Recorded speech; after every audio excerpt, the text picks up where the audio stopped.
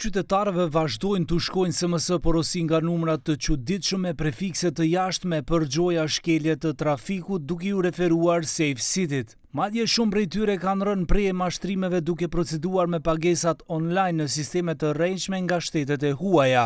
Kjo ka shqetësuar qytetarët të cilët edhe kur bien në radarët paguajnë fizikisht në stacionet policore. Por Ministri i Brendshëm tha se nuk duhet t'u përgjigjen porosive SMS që vijnë me prefikse të huaja, pasi që sipas Toshkovskit në numrat vendor nuk mund të ndodhin mashtrime të tilla të komunikimeve elektronike.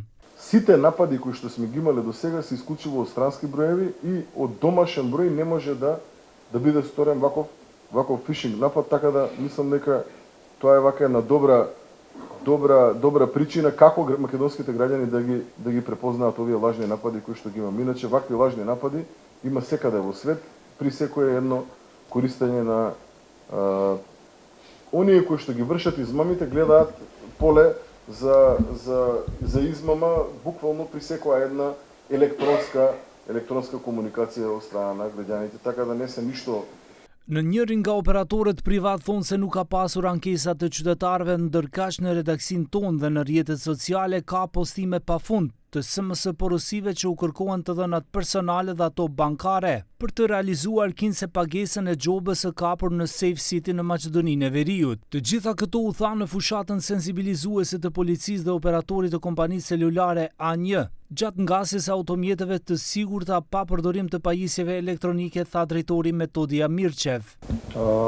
Искрено немам информација дека се случува, али на крај ден можеме да контактираме со нашиот тим кој што работи на оваа проблематика, па ќе останеме во контакт. Искрено немам информација дека оваков тип на SMS пораки воопшто стигаат кај наши корисници. Апсолутно треба да провериме, пошто искрено немаме пријава дека наши корисници се таргетирани од овој тип на измама.